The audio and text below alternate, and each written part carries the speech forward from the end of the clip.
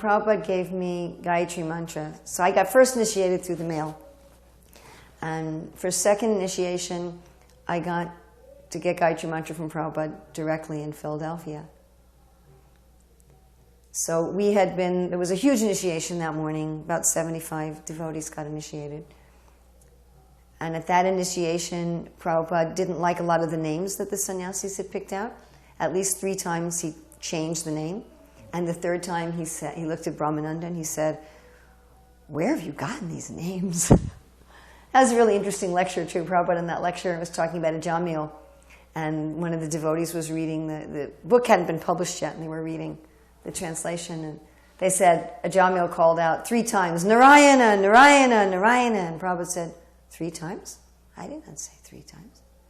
He said, 1 time. He said, "Once is sufficient. Narayana." That was in that class. Anyway, during that initiation, Prabhupada changed at least 3 of the names. One of them I remember was Bubrit. And I forget the original name, but when Prabhupada changed it to Bubrit, he said, Bubrit means one who carries all the planets on their head. And the other name the sannyasis had given, he said, that means one who carries a heavy load. What was really interesting then, we were staying at the home of one Indian family, and the woman had been chanting 16 rounds, getting up early, offering her food for 3 years, but her husband wasn't favorable. And the temple authorities wouldn't recommend her for initiation. So she had gone to Prabhupada personally, and Prabhupada accepted her. You know, the devotees had the atmosphere, the attitude, especially with women. Well, if the husband's not strict, how's the woman going to follow? And Prabhupada didn't consider that. If she wants to follow, she can follow, and he accepted her. And I saw them 20 years later in Vrindavan, and the husband had become a devotee. But that was really, really sweet. My father went on a morning walk with Srila Prabhupada in Philadelphia in 1975. I couldn't go, but my father got to go. And when he came back, I said, "So what did Prabhupada say?" And he was just all beaming. And he said, "I don't know. I don't remember anything he said, but it was the most wonderful experience of my whole life." So. When we were in Prabhupada's room there in Chicago in '74, and this is on the video, but it was a very sweet conversation. And first, Prabhupada thought that my husband was my father's son. And then my father said, "No, this is my daughter." I said, "Oh." He said, "Do you have any sons?" And my father said, "No, just daughters, 3 daughters." I said, "Oh, only daughters." And then Prabhupada told my father the story of Prahlad and Hiranyakashipu. Basically, he was telling my father that he was a demon. But my father really appreciated it. He really enjoyed hearing the story. And my father said, "I have my own religion. Is it all right if I visit a temple if I have my own religion?"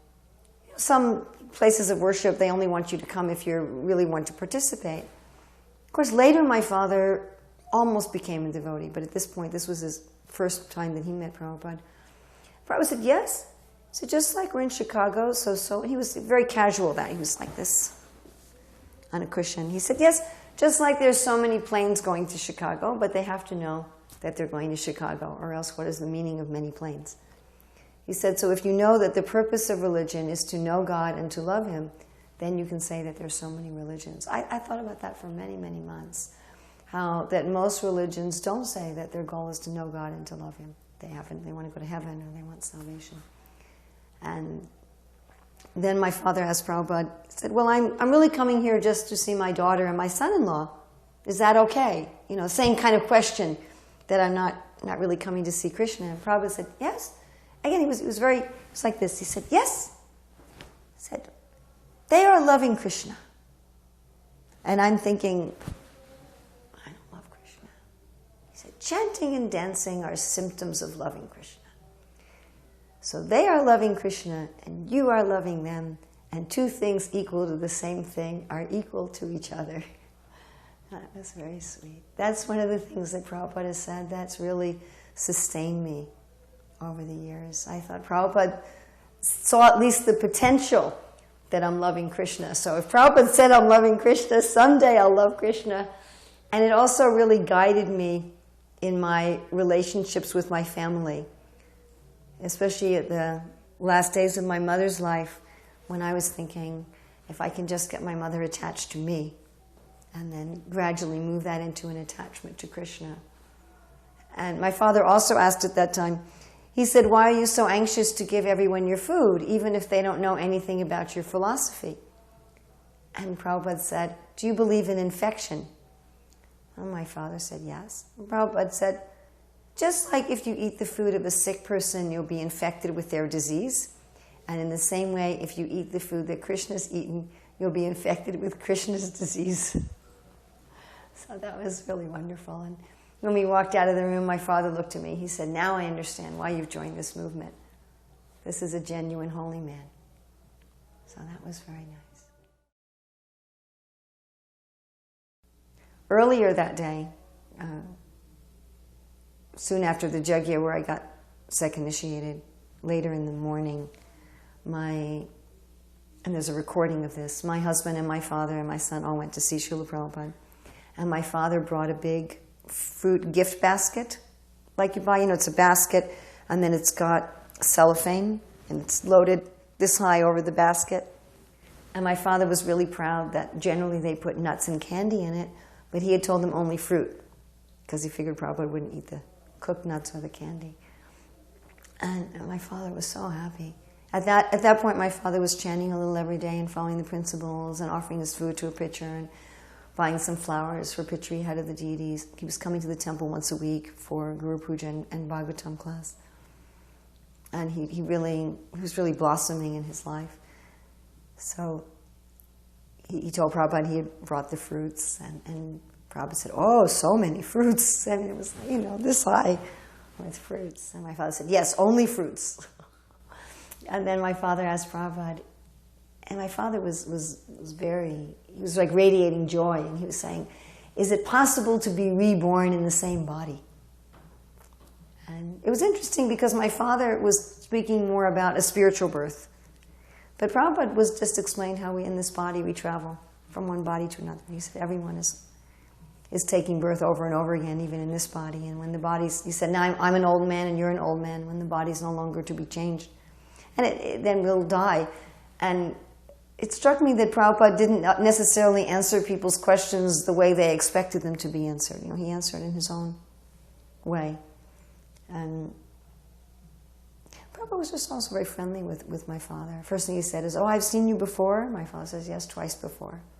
He said, oh, so how are you now? Like he was meeting an old friend.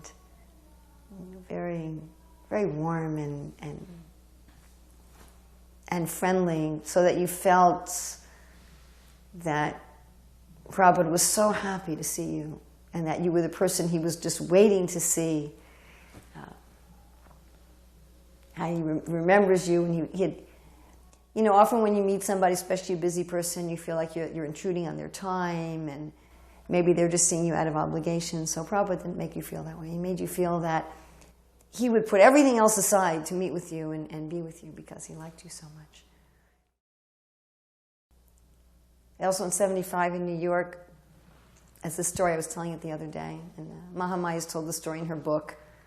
There were about 15 or 20 of us there, and each of us remembers it a little differently. But this is when Prabhupada was leaving from the airport in New York to go to London. He had just been passing through New York for a few days, and devotees went to the airport in front of Prabhupada with flowers. Now, evidently, a lot of the cars got stuck in a traffic jam. People went in different ways. So very few devotees made it to the airport. It was a small, intimate group, 15, maximum 20 devotees. I'd say probably 15. And we were sitting with Srila Prabhupada in the VIP lounge, which was under construction. So there were nobody else there. There weren't any other business persons or anything. It was just Srila Prabhupada and us. And Prabhupada was sitting on a sofa. I was sitting to Srila Prabhupada's left. So Prabhupada was sitting in the middle of the sofa, and I was directly sitting by the armrest. And my oldest son at that time was 3 months old, something like that, 3, 4 months old. And Prabhupada was first making what I'd call small talk with the devotees there that he knew well. People like Kirtanananda, Shulavati, Satyabhama. He was asking about their families. how they were doing, what they were doing. It was a very, again, casual, like exchange between friends, and I was wishing that I had that kind of intimate relationship with Prabhupada that the very, very early devotees had. And as I said, we brought flower petals to the airport, so the devotees had put flower petals all through the airport. And evidently the devotees had come in through the back door, because the devotees who'd come with the flowers had normally done book distribution at the airport, and they'd come in the back door. So the flower petals were not just in the main area of the airport, they were all through the corridors of all the offices in the back part of the airport. And there was an airport official arguing with our GBC, Rupanuga, in the back of the lounge about cleaning up the petals. At a certain point, Prabhupada said, what's the problem? It was obvious the man was really agitated. And Jayadvaita, who was a brahmachari at the time, said, "Oh, Prabhupada, they're complaining about the flower petals. They want us to clean up the flower petals." And we never cleaned up the flower petals. We didn't think about public opinion at that time. And Jayadvaita said, "Oh, Prabhupada, there's so many cigarette butts everywhere. And they don't complain about that, but they complain about the flowers. You know, nowadays you can't smoke in an airport, but in those days you could smoke and people would just throw the cigarette butts everywhere." And there was somebody having to go through the airport constantly to clean that up. And then Prabhupada told the story about his godbrothers preaching in Burma and how the local people couldn't tolerate the smell of ghee, cooking in ghee, which is, we think of it such a sweet smell. But they would take dead animals and preserve them in such a way that their flesh became liquefied, and then they would drink that as a very special beverage. And so the idea of what's night for the self-realized soul's day for the common man. But Prabhupada told that story with such humor. It wasn't that he was criticizing the people, it was more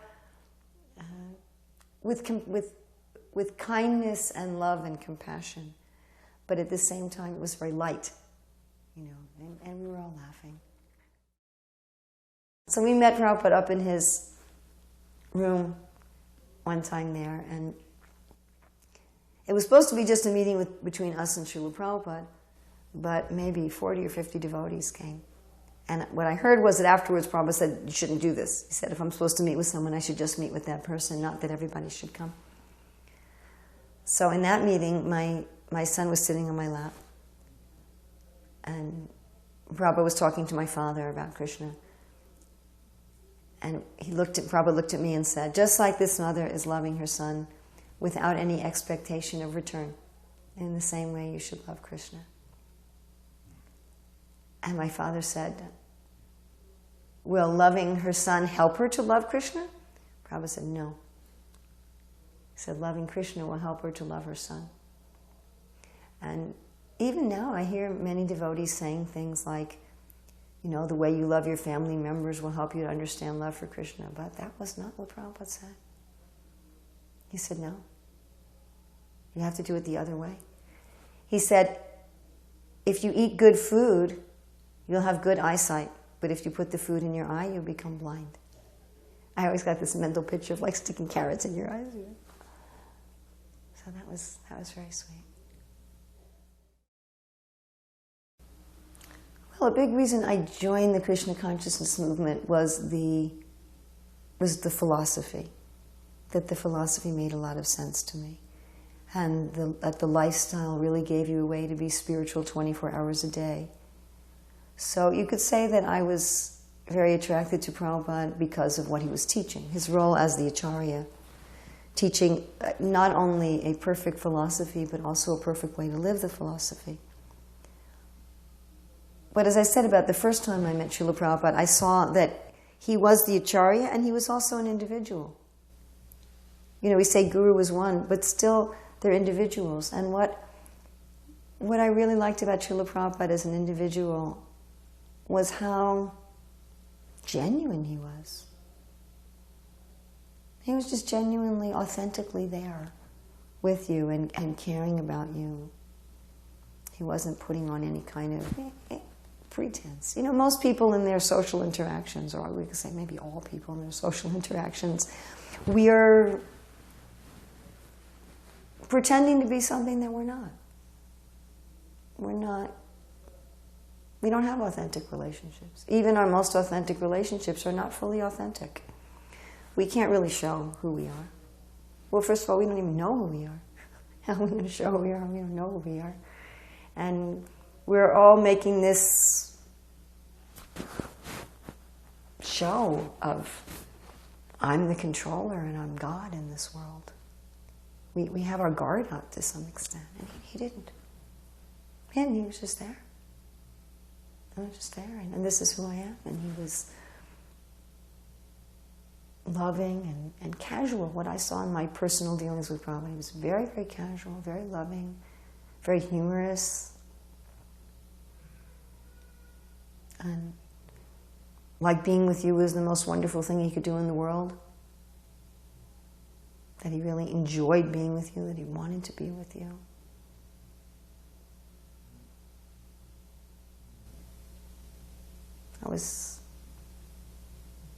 Where do you find that quality of total authenticity with somebody? That's only there when a person has both absolute humility and really knows who they are and is happy with what they are. And Prabhupada knows, I'm a soul, I'm a servant of Krishna, and he's happy with that. He has no drive to try to be anything else. And he has no drive to prove himself to anybody or wonder what people are thinking about him by doing this or that. That was very noticeable. It was tangible. Je anilo premadana koruna prachu